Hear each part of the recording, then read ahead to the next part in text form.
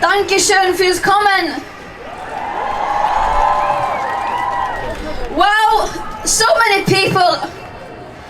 I'm really delighted to see so many people. It's been a long time since I've seen so many people. Wow. It's gonna take a while to get used to it.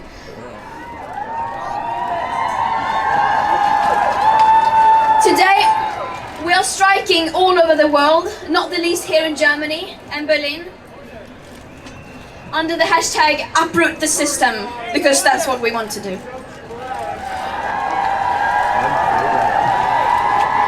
And it's been a really turbulent last year and a half. This has been a time where we have been reminded of how vulnerable we are. But we have also been reminded of how fast things can change and be turned completely upside down. In some parts of the world, we have experienced what it is like to truly treat an emergency like an emergency and to change social norms. But while all this has happened, of course the climate crisis hasn't disappeared, and we have not disappeared. The concentration of CO2 in the atmosphere hasn't been this high for at least 3 million years. And 2020 was tied with 2016, the hottest year ever recorded. And recently, we've seen extreme weather events rage all around the world and taking many lives, not the least here in Germany. And if there's one other thing that this pandemic has shown us, it is that the climate crisis has never once been treated like an emergency. It is clearer than ever that no political party is doing close to enough. But it's even worse than that. Not even their proposed commitments are close to being aligned with what would be needed to fulfill the Paris Agreement. As an example, if you look at the different parties' climate policies and compare that to the CO2 budgets provided by the IPCC that will keep us below 1.5 degrees, you can see that there's a huge gap. Not one party is even close to even proposing a pathway that will be consistent with the Paris Agreement. And yes, voting is essential, but alone it is not enough.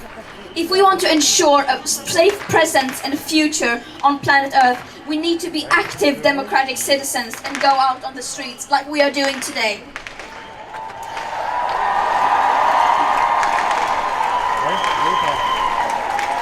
We need to become climate activists and demand real change.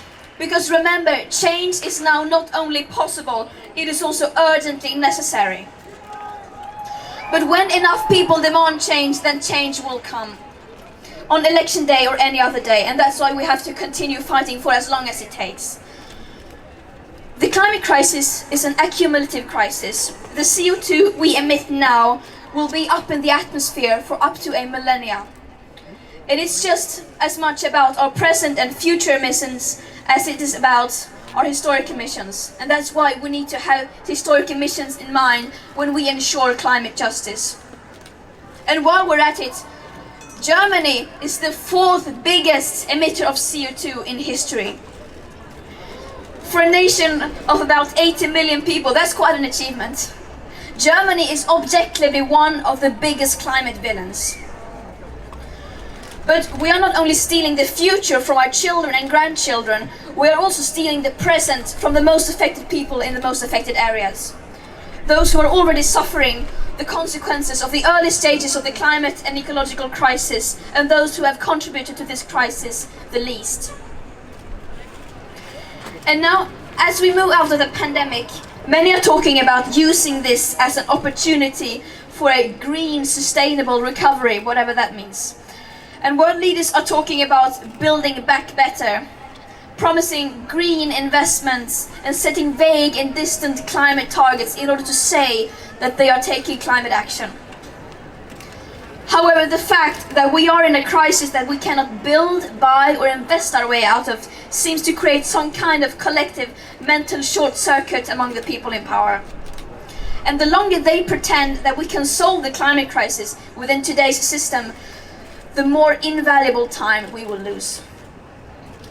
But even if we ignore that fact, when you look at we are actually investing the money in the money that's supposed to be building back better, it shows the hypocrisy of our leaders.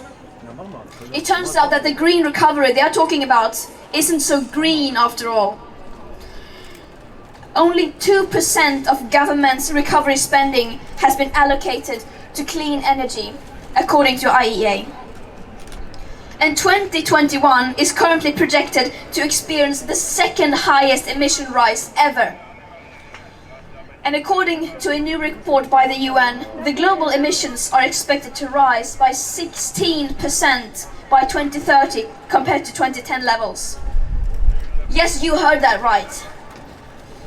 Time and time again, the people in power show their true interest and priorities. And it is not an overstatement to say that they simply don't seem to give a damn about us. We can no longer leave this to the people in power to take care of.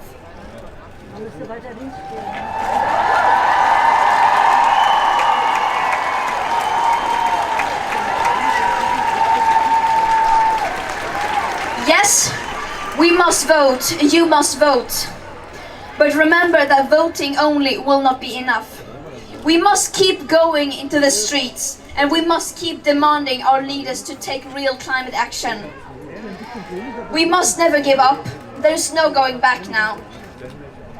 But we can still turn this around. People are ready for change. We want change. We demand change. And we are the change. Thank you so much. Dankeschön.